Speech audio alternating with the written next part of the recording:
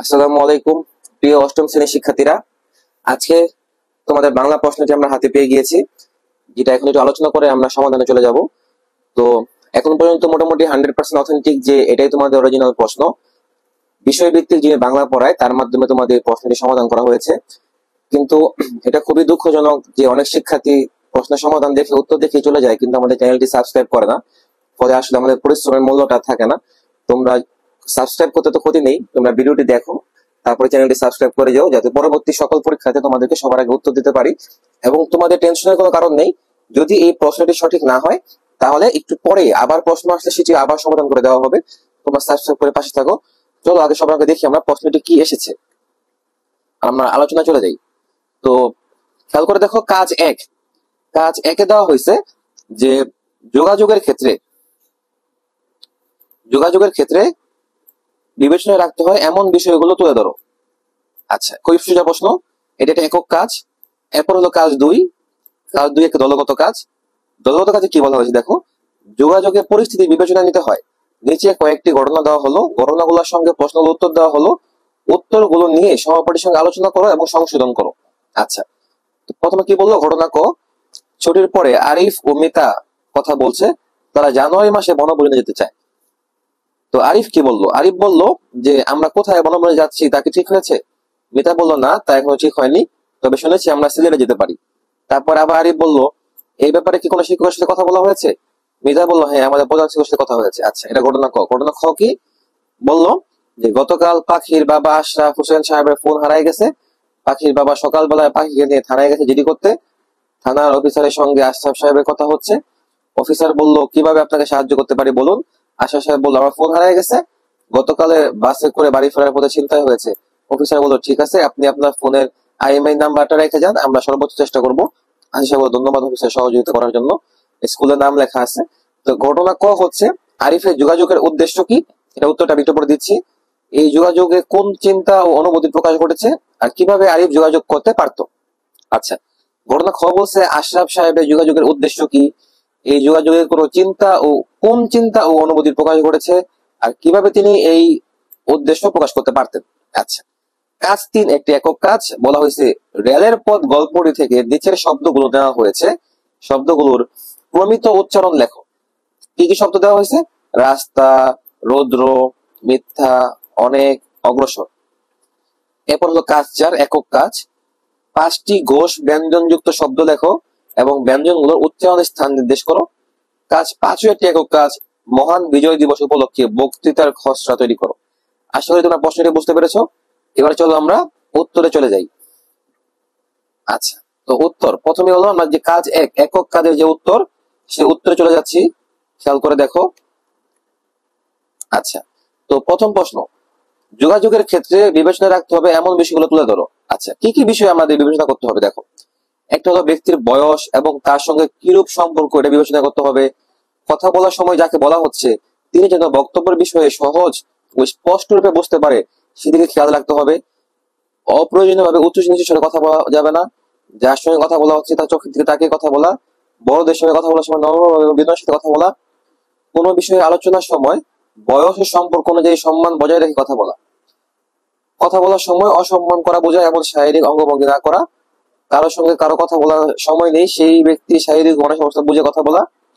কত সময় ধরে কথা বলা হচ্ছে তা মাথায় রাখা। যেমন ধরো তুমি 0.5 ঘন্টা ধরে কথা বলছো, বিরক্ত হচ্ছে, এমন করা যাবে না। কথা বলার সময় অপ্রাসঙ্গিক বিষয় বাদ দিতে হবে। নির্দিষ্ট এলাকার রীতিনীতি মেনে পরিস্থিতি অনুযায়ী কথা বলতে হবে। যার সঙ্গে কথা হচ্ছে এই বিষয়ে তার মতামতের প্রতি সম্মান বজায় রাখতে হবে। এই হলো আমাদের 1 নম্বর প্রশ্নের উত্তর। তোমরা প্রশ্নটি শিখে নাও। এবার চলো আমরা দ্বিতীয় প্রশ্নে চলে যাই, যেখানে কি আলোচনা করা হয়েছে।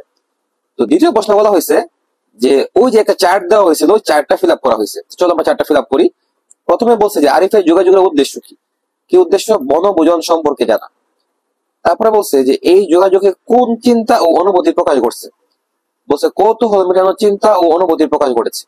তারপরে বলছে আর কিভাবে আরিফ যোগাযোগ করতে পারতো, আরিফ শিক্ষককে জিজ্ঞেস করতে পারতো। আচ্ছা, বলছে আশরাফ সাহেবের যোগাযোগের উদ্দেশ্য কি, উদ্দেশ্য হলো মোবাইল ফেরত পাওয়া। এই যোগাযোগে কোন চিন্তা অনুভূতি প্রকাশ করেছে, মোবাইল হারিয়ে যাওয়ার আশঙ্কা ও ফিরে পাওয়ার আশা। আর কিভাবে তিনি এই উদ্দেশ্য প্রকাশ করতে পারতেন, সংবাদপত্রে হারানো বিজ্ঞপ্তি দিতে পারতেন। এই হলো আমাদের কাজ 2, দলগত কাজের সমাধান। এবার চলো আমরা কাজ 3-এ চলে যাই, যেটি এটি একক কাজ। এখানে বলা হয়েছে ওই যে রেজারের পর শব্দ থেকে কিছু শব্দ দেওয়া হয়েছে যা প্রমিত উচ্চারণ লিখতে হবে।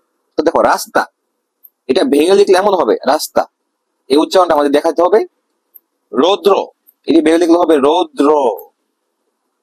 মিথ্যা, এটা হবে মিথ্যা, এভাবে ভেঙে লিখতে হবে। অনেক, এটাও সেম, যেটা হর্ষণজড়িত হবে। অগ্রসর, অগ্রসর, এভাবে ভেঙে উচ্চারণটা আমাদেরকে লিখতে হবে। এই হলো আমাদের কাজ 3। আজকে তোমরা বুঝতে পারছো? তাহলে কি দেখলাম আমরা? প্রথম কাজটা হলো একটা একক কাজ, দ্বিতীয় কাজটা দলগত কাজ। এটা তোমরা সবাই মিলে করতে হবে, জোড়ায় জোড়ায় বা 3-4 জন মিলে এটা বলে দিবে। কাজ 3টা আমরা বুঝতে পারলাম, এখানে একটা ছক পূরণ করলাম আমরা। এবার চলো আমরা কাজ 4-এ চলে যাই। কাজ 4 কি বলছে দেখো।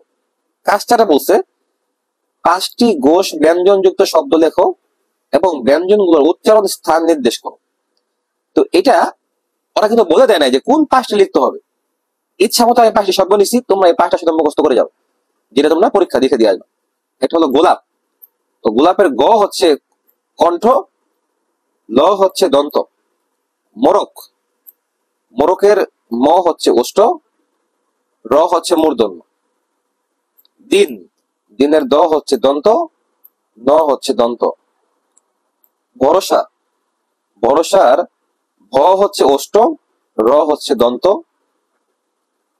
সকাল, সকালের ল হচ্ছে দন্ত। তবে যেহেতু তোমরা প্রশ্নটি বুঝতে পেরেছো, তোমাদের কাছে বই আছে, তোমাদের যদি এগুলার বদলে অন্য কোনোটাই ব্যবহার করতে মন চায় শব্দ, তোমরা অন্য কোনো শব্দ নিয়েও উচ্চারণ স্থান দেখাতে পারো। উচ্চারণ স্থান যে 2টারই দেখাইতে হবে কোনো কথা নাই, একটি উচ্চারণ দেখালেও হবে।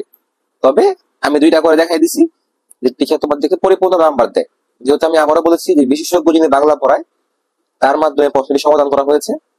তোমরা চ্যানেলটি সাবস্ক্রাইব করে রাখো, আবারও যদি কখনো প্রশ্ন আসে আজকে রাতে, তাহলে সমাধান করে দেওয়া হবে। এবার হলো আমরা চলে যাচ্ছি কাজ 5-এ। তো কাজ 5টা কি? কাজ 5 হলো মহান বিজয় দিবস উপলক্ষে বক্তৃতার খসড়া তৈরি করা। তো চলো শুরু করি। তো এখানে আমি একটা নাম দিয়েছি, শিরোনাম, যে মহান বিজয় দিবসের তাৎপর্য শীর্ষক আলোচনা সভা 2024। কে প্রস্তুত করেছে? সঙ্গে আসা, নিজের নাম লিখবা, প্রবৃত্তকারী প্রস্তুতকারী হবে, রোল নাম্বার তোমরা দিয়ে দিবা তোমাদেরটা। তো কি বলছে দেখো। সম্মানিত সভাপতি, উপস্থিত বক্তাগণ ও সমাগত সুধী মণ্ডলী, সবার প্রতি আমরা সম্মানিত সালাম, আসসালামু আলাইকুম। মহান বিজয় দিবসের তাৎপর্য বিষয়ক অনুষ্ঠানে উপস্থাপন করতে আন্তরিক চেষ্টা আমরা করব। আচ্ছা, তো এটা আমরা দেখলাম। এরপরে বললো কি, সম্মানিত সুধী, বাংলাদেশ ইতিহাসে 16 ডিসেম্বর এক অবিস্মরণীয় ও তাৎপর্যপূর্ণ দিবস। এই দিনে সুজলা সুফলা নদীবিধৌত বাংলা নামের ভূখণ্ড হানাদার মুক্ত হয়ে বিজয় অর্জন করে। এই বিজয় একদিনে অর্জিত হয়নি, এর পিছনে আছে আন্দোলন, সংগ্রাম, আত্মত্যাগের এক সুদীর্ঘ ইতিহাস। আচ্ছা, শেষ হয়নি। তারপরে আসলো কি, প্রিয় সুধী, প্রিয় সুধী, 1947 সালে ভারতবর্ষ ব্রিটিশ শাসনমুক্ত হয়। এরই মধ্য দিয়ে পূর্ব ও পশ্চিমে পশ্চিম বিবস্থার সৃষ্টি হয়। কিন্তু পশ্চিম পাকিস্তানের শাসক চক্রের শোষণ ও বৈষম্য নীতির ফলে বাংলা জনগণ শিক্ষা, সংস্কৃতি, রাজনৈতিক, অর্থনৈতিক সব ক্ষেত্রেই অধিকার বঞ্চিত হয়, ন্যায্য থেকে বঞ্চিত হয়। এই নিরবচ্ছিন্ন বৈষম্যে অতিষ্ঠ হয়ে বাঙালি সংগ্রামের জন্য প্রস্তুতি নিতে থাকে, যার সূচনা করল 1952 সালের ভাষা আন্দোলন দিয়ে। তারপরে আছে 54 সালের প্রাদেশিক নির্বাচন, 62 সালের ছাত্র আন্দোলন, 66 সালের 6 দফা, 69 গণ অভ্যুত্থান পেরিয়ে ব্যাপক গণ আন্দোলন, 1970 সালের সাধারণ নির্বাচনে জাতির পিতা বঙ্গবন্ধু শেখ মুজিবুর রহমানের নেতৃত্বে আওয়ামী লীগ নিরঙ্কুশ সংখ্যাগরিষ্ঠ অর্জন করে। কিন্তু পাকিস্তানি স্বৈরশাসক আওয়ামী লীগকে সরকার গঠন করতে না দিয়ে একের পর এক ষড়যন্ত্রে জাল বিস্তার করে। অবশেষে 1971 সালের 25 মার্চ গভীর রাতে পাকিস্তান হানাদার বাহিনী দেশের ঘুমন্ত নিরীহ সাধারণের উপর ঝাঁপিয়ে পড়ে। গ্রেফতার হন বঙ্গবন্ধু। গ্রেফতারের পূর্বেই 26 মার্চ প্রথম প্রহরে তিনি বাংলাদেশের স্বাধীনতা ঘোষণা করেন। এরপর থেকে শুরু হয় এক রক্তক্ষয়ী যুদ্ধ। যদি স্বাধীনতা নিয়ে বলে তাহলে এ পর্যন্ত লিখবা। এ দেশে সর্বস্তরের জনগণের অংশগ্রহণে প্রায় 30 লাখ প্রাণের বিনিময়ে 1971 সালে 16 ডিসেম্বর মুক্তিযুদ্ধে বিজয় অর্জিত হয়। তাই এত রক্ত, এত প্রাণের বিনিময়ে অর্জিত স্বাধীনতাকে যে কোনো মূল্যে রক্ষা করা প্রত্যেক বাঙালির জাতীয় দায়িত্ব। সম্মানিত সুধী মণ্ডলী, একটি দেশের স্বাধীনতা অর্জনই শেষ কথা নয়, রক্ষা করার মূল দায়িত্ব। স্বাধীনতার 51 বছর অতিক্রান্ত হলেও আমাদের শিক্ষা, সংস্কৃতি, অর্থনীতি, রাজনীতি, আইন শৃঙ্খলা প্রভৃতি আশানুরূপ সফলতা অর্জিত হয়নি। এদিন দেশের সরকারি দল, বিরোধী দল, ছাত্র সমাজ, শিক্ষক, বুদ্ধিজীবী, সাহিত্যিক সাংবাদিক, রাজনীতিবিদ, সমাজ সংস্কারক, শিল্পপতি প্রত্যেকের গুরুত্বপূর্ণ ভূমিকা পালন করতে হবে। অন্যথায় এত ত্যাগের বিনিময়ে অর্জিত স্বাধীনতা ব্যর্থতায় পর্যবেসিত হবে। তাই এবারে বিজয় দিবসে সকলের অঙ্গীকার হোক, এটাই দৃঢ় অঙ্গীকার, এটাই বিজয় দিবসের অঙ্গীকার। আপনাদের সবাইকে ধন্যবাদ। এই হলো আমাদের আজকের প্রশ্ন উত্তর। শিক্ষার্থীরা, তোমরা সবগুলো উত্তর খাতায় নোট করে শিখে ফেলো, কিন্তু তোমরা কেউ টেনশন করো না। যদি আবারও প্রশ্ন আসে কিছুক্ষণের মধ্যেই সেই প্রশ্নের সমাধান নিয়ে তোমাদের কাছে চলে আসবো। যখনই প্রশ্ন আসবে মনে হবে অথেন্টিক, তোমাদের কাছে সমাধান নিয়ে আসবো। তোমরা প্রস্তুতি নিতে থাকো। মনে রাখবা, বেশি প্রশ্ন পড়তে কোনো ক্ষতি নেই, কিন্তু কোনো প্রশ্ন যদি তুমি বাদ দিয়ে যাও তাহলে ক্ষতি হয়ে যেতে পারে। ধন্যবাদ তোমাদেরকে। তোমরা সবাই চ্যানেলটি সাবস্ক্রাইব করে পাশে থাকো। ধন্যবাদ। আসসালামু আলাইকুম।